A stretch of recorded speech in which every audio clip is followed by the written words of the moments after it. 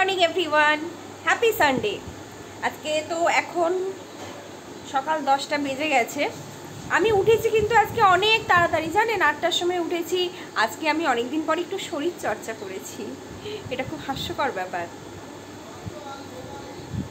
কদিন ধরে একটু ডিপ্রেশনে ছিলাম বলে আজ একটু প্রাণায়ামে বসেছিলাম, তো একটু ফিট অ্যান্ড ফাইন থাকার চেষ্টা করছি, যাতে অ্যাটলিস্ট বয়সটা বেড়েছে সেটা যেন দেখা না যায়।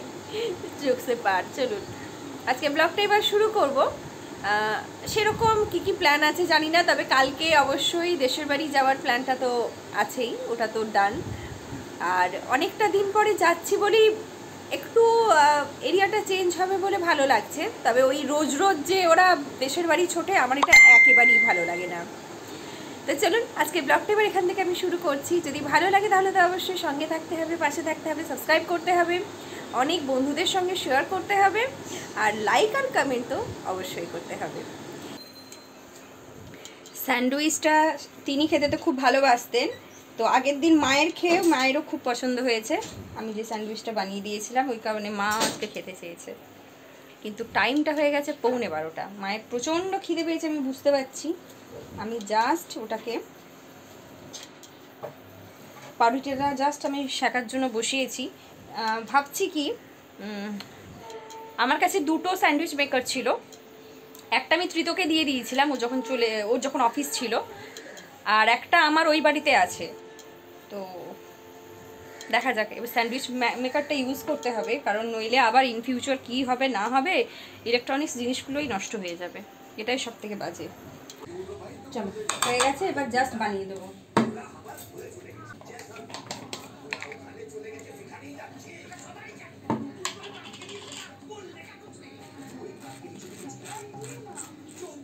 বেশি করে মিউনিস দিলে না আমার দারুণ লাগে। তোমার ভালো লাগে মা?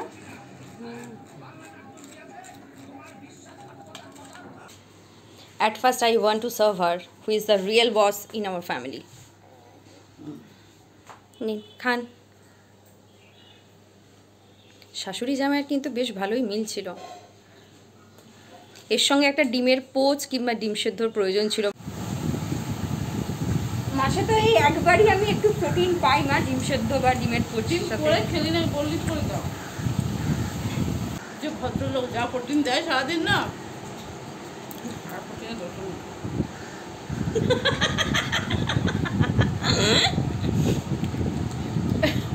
টিজ করলো। টাইম তো নিয়ার অ্যাবাউট প্রায় 1:45 কাছাকাছি।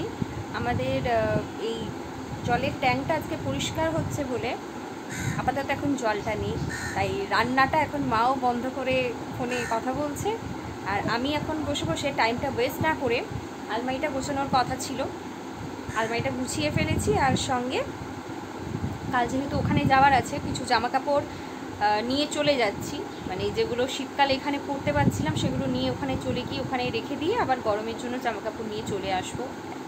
অ্যাকচুয়ালি এভরিথিং ইজ অ্যাডজাস্টিং, তো অ্যাডজাস্ট করে নিলে সব কিছুই ঠিক হয়ে যাবে। আর যখন আমাকে এখন এভরিডেই সকালে স্কুলে বেরোতে হয়, তারপর ক্লাস থাকে বেরোতে হয়, আরও 2-1 জায়গায় ইনভলভ হব ভেবে রেখেছি ইন ফিউচার বা 2-1 মাসের মধ্যে, তাই এখন একটু জামা কাপড়গুলো লাগছেও। আর সব থেকে বেশি যেটা চাইছি, ও মারা যাওয়ার পরে যেটা আমাকে একান্তভাবে শিক্ষা দিয়ে গেছে, সেটা হচ্ছে জমানো কিছু রাখার দরকার নেই। টাকা পয়সা বলছি না, জামা কাপড় বা কি বলবো পার্সোনাল কেয়ার, এইসব জুতো, এইসব জিনিসপত্রগুলো যত তাড়াতাড়ি ব্যবহার করে শেষ করে ফেলে দাও, বাতিল করে দাও, আবার নতুন করে কিনে নিয়ে এসো। ওটা কি আমি এখন টার্গেট নিয়েছি, তাই প্রচুর জামা কাপড় আমি বাতিল করে দিচ্ছি নিজেরও, দিয়ে আবার নতুন করে রিফিল করব, আগে পুরনোগুলো বাতিল হোক। আজকে মেটে চচ্চড়ির আইটেম আমি নিজে বানাবো, আপনাদের সঙ্গে একটু শেয়ারও করব।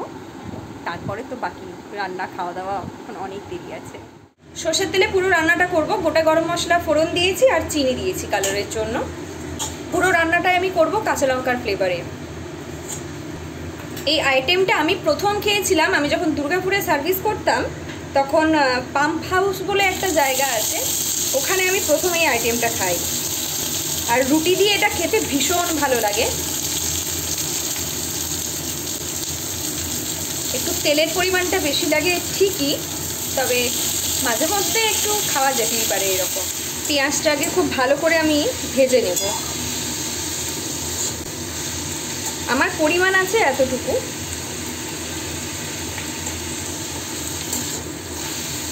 একটু বেশি করে টমেটো দিচ্ছি কালারটার জন্য। আমি এখানে তো আগেই বললাম কাঁচা লঙ্কার ফ্লেভার দেব, একেবারেই শুকনো লঙ্কা দেবো না, তবে কালারের জন্য কাশ্মীরি মির্চ দেবো আমি। অল্প একটু নুন দিয়ে দিই, তাহলে টমেটোটা আমার তাড়াতাড়ি সেদ্ধ হয়ে যাবে। আদা পেঁয়াজ রসুনের পেস্ট দিয়ে দিলাম। আজকে তো ম্যারিনেশনের কোনো ব্যাপার নেই। একটু কষিয়ে নিয়ে আমি গুঁড়ো মশলাগুলো দিয়ে দেবো। মশলার মধ্যে জিরে গুঁড়ো, হলুদ গুঁড়ো আর কাশ্মীরি লঙ্কার গুঁড়ো দেব। যারা লাল লঙ্কার গুঁড়ো ভালোবাসেন তারা কিন্তু দিতে পারেন, কিন্তু এটাতে কাঁচা লঙ্কার ফ্লেভারটা খুব ভালো যায়। ভালো করে কষিয়ে নিয়ে তারপরে আমি কাঁচা লঙ্কাগুলো দেবো। অলমোস্ট কষানো হয়ে গেছে, এরপরে আমি কাঁচা লঙ্কাগুলো দিয়ে দিচ্ছি। সবগুলো দেবো মা? খুব ঝাল হবে?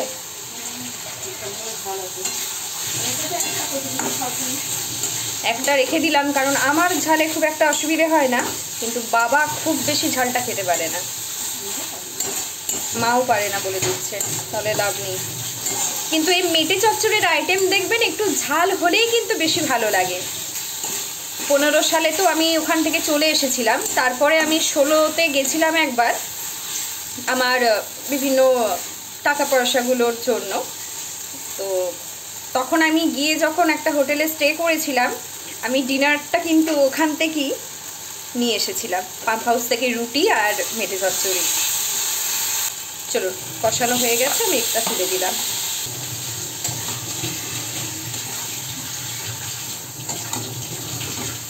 পনেরো মিনিট হয়ে গেছে আমার কষানো। এটাতে তো আলাদা করে জল অ্যাডিশনের দরকার পড়ে না। কীরকম দেখতে লাগছে বলুন তো? ফ্লেমটা আমি একদম মিডিয়াম রেখেছি, সেদ্ধ হতেও তো সময় লাগবে। চলুন, রেডি হয়ে গেছে আমার আজকের মিঠে চচ্চড়ি। কিন্তু কীরকম হয়েছে সেটা বলবে মা। আপনারা দেখে বলুন তো কেমন হয়েছে। কারা কারা খেতে ভালোবাসেন সেটা কিন্তু অবশ্যই কমেন্ট করে জানাবেন, কারণ অনেকেই চিকেনের এই মেটে বা গিলে মেটে এটা অনেকেই ভালোবাসেন না, তবে আমরা কিন্তু ভীষণ ভালোবাসি। আর মা ডাইনিং থেকে আমায় বলে যাচ্ছে দারুণ গন্ধ উঠেছে। আমার তো একদম দেখে দারুণ লাগছে। আপনারা এইভাবে বানাতে পারেন, যারা ভালোবাসেন অবশ্যই বানাবেন, আর কমেন্ট করে অবশ্যই জানাবেন যে কেমন লেগেছে। আজকেও 4টে বাজে, এটাই আজকের মেন আকর্ষণ। আর এখানে আছে পুঁই শাক কচু দিয়ে একটা সবজি, আর এখানে আছে ডাঁটার চচ্চড়ি। আগে টেস্ট করে নাও, টেস্ট করে বলো কি বিচ্ছিরি লাগে। তুমি নিচে বসে খাও, আমি উপরে বসে খাই। নুন ঝাল, বাবার ঝাল লাগবে? টক হয়নি তো? টমেটোটা নিয়ে একটু চাপেছিলাম। ক্যামেরার দিকে তাকিয়ে রিভিউ বলতে হয় মা। খুব সুন্দর হয়েছে। যতক্ষণ না আমি খেয়ে দেখছি ততক্ষণ রিভিউ দিতে পারছি না, আর আমি না আর ওয়েট করতে পারছি না।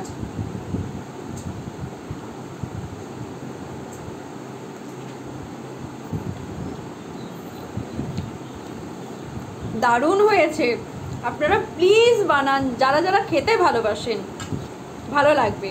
হ্যাঁ, ওই দিনটা একটু কনসাস হবেন না, তেলটা একটু বেশি লাগে। একদিনের জন্য এটা করা যেতেই পারে। খেয়ে দেখে অবশ্যই আমাকে বলবেন কিন্তু। চলো, আজ আমার প্রচুর খিদে পেয়েছে, আমি খেতে শুরু করি এবার।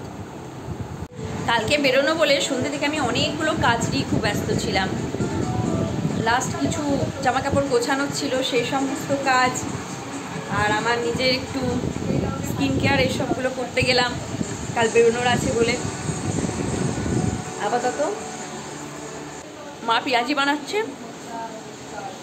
ওটা খেয়ে একটু নিচে নামবো। সারাদিন আজকে একবারও একটু নিচে নামিনি আমি। কাল থেকে আবার নর্মাল লাইফ, সবারই স্কুল আছে বা যা যা ক্লাস আছে। এই সপ্তাহে যদিও আমার দুটো স্টিচ ক্লাস কমপ্লিটলি মিস যাবে।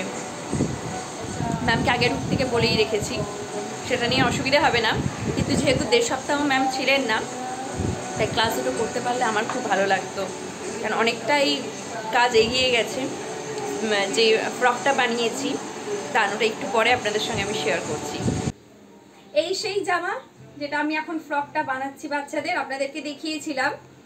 এটার নিচের পোর্শনে এরকম কুচি দেব, এটা ডিসাইড হয়েছিল, এটা ম্যামই বলেছিলেন একটু কুচি দেওয়া করতে। তো কুচিটা খুব ছোট ছোট হয়েছে, একটু হয়তো বড় হলে জানি না কেমন লাগতো, তবে ছোট ছোট হওয়ার জন্য ভীষণ সুন্দর লাগছে, তবে কাপড়টার পরিমাণ বেশি লাগছে।